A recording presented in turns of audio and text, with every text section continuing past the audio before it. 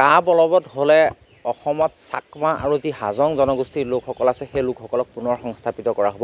এই মন্তব্য আগবঢ়াইছে কেন্দ্ৰীয় মন্ত্ৰী কিৰণ ৰিজিজুৱে আৰু ইয়াৰ পিছতে কিন্তু সমগ্ৰ অসম জুৰি তীব্ৰ প্ৰতিক্ৰিয়া সৃষ্টি হোৱা দেখিবলৈ পোৱা গৈছে। দল সংগঠনে তেওঁলোকৰ প্ৰতিক্ৰিয়া প্ৰকাশ কৰিছে আৰু এই মুহূৰ্তত মোৰ লগত অসম জাতীয়তাবাদী যুৱ ছাত্ৰ পৰিষদৰ কলিয়াবৰ জিলা সমিতিৰ বিষয়ববীয়াসকল উপস্থিত আছে। পোনে পোনে তেওঁলোকৰ পৰা তেওঁলোকৰ যি প্ৰতিক্ৰিয়া সেই প্ৰতিক্ৰিয়া জানিব খুজিম। কি ক'ব এই মুহূৰ্তত? চাওক, প্ৰথমটো কথা, আমি কিৰণ ৰিজিজু ডাঙৰীয়াই যোৱাকালি যি কথা কৈছে যে তাত আন্তঃৰাজ্যিক পাৰ্বত্য থকাৰ কাৰণে কাখন হ'লেও তাত যি হ'ব চাকমা, ৰিয়াং, হাজং সেই আদি জনগোষ্ঠীয় লোকসকলক তেওঁলোকে তাত কোনো কাৰণত নাগৰিকত্ব নিদিয়ে। সেই নাগৰিকত্বসকলক তেওঁ পোনপটীয়াকৈ কৈছে যে অসমৰ মুখ্যমন্ত্ৰীগৰাকীৰ লগত আলোচনা কৰিছে।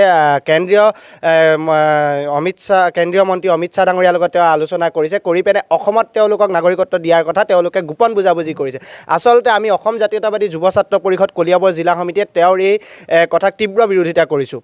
গতিকে তেওঁ এই কথাটো উঠাই লওক আৰু অসমৰ মুখ্যমন্ত্ৰীগৰাকীয়ে ইয়াৰ স্পষ্টীকৰণ দিয়ক, তেওঁলোকে কি গোপন বুজাবুজি কৰিছে।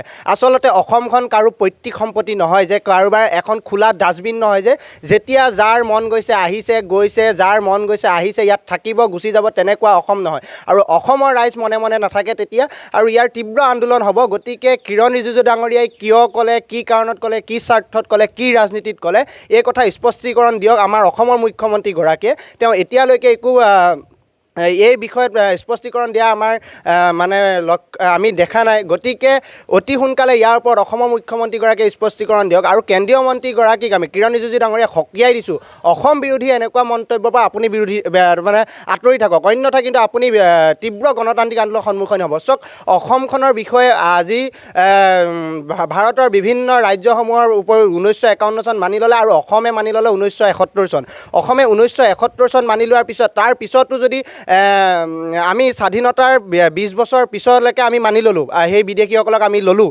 আকৌ 1971 চনৰ পিছৰ লাগিলে সেয়া হাজঙে হওক, সেয়া ৰিয়াঙে হওক, যি জনগোষ্ঠীয়ে নহওক বা যি বাংলাদেশীয়ে নহওক কিয়, অসমীয়া ৰাইজে অসমৰ জনগণে কোনো কাৰণত মানি ল'ব নোৱাৰে। আমি কিৰণ ৰিজিজু ডাঙৰীয়াক সকীয়াই দিছোঁ, আপোনালোকৰ এই চিন্তা চৰ্চা আপোনালোকে দূৰত ৰাখক। আপোনালোকৰ তাত আন্তঃৰাজ্যিক পাৰপত্ৰ আছে, সেইকাৰণে আপোনালোকৰ তাত কাখনে বলবৎ নহয়। আমি জানো, আমি অসম জাতীয়তাবাদী যুৱ ছাত্ৰ পৰিষদৰ আমাৰ জন্মলগ্নৰ দাবী আছিলে যে আমাক আন্তঃৰাজ্যিক পাৰপত্ৰ লাগে, ইনাৰ লাইন পাৰ্মিট লাগে। ইনাৰ লাইন পাৰ্মিট কিয় লাগে এতিয়া অসমৰ ৰাইজে বুজিছে, ভাৰতৰ ৰাইজে বুজিব লাহে লাহে যে আমি অসম জাতীয়তাবাদী যুৱ ছাত্ৰ পৰিষদে ইনাৰ লাইন পাৰ্মিট কিয় বিচাৰি আছিলোঁ। চাওক, ইনাৰ লাইন পাৰ্মিট থকাৰ কাৰণে আজি কিৰণ ৰিজিজু ডাঙৰীয়াই তেনেকৈ ক'ব পাৰিছে। আৰু তেওঁলোকে কৈছে যে তেওঁলোকে চিন্তা চৰ্চা কৰিছে, ক'ৰবাত মাটি চাইছে।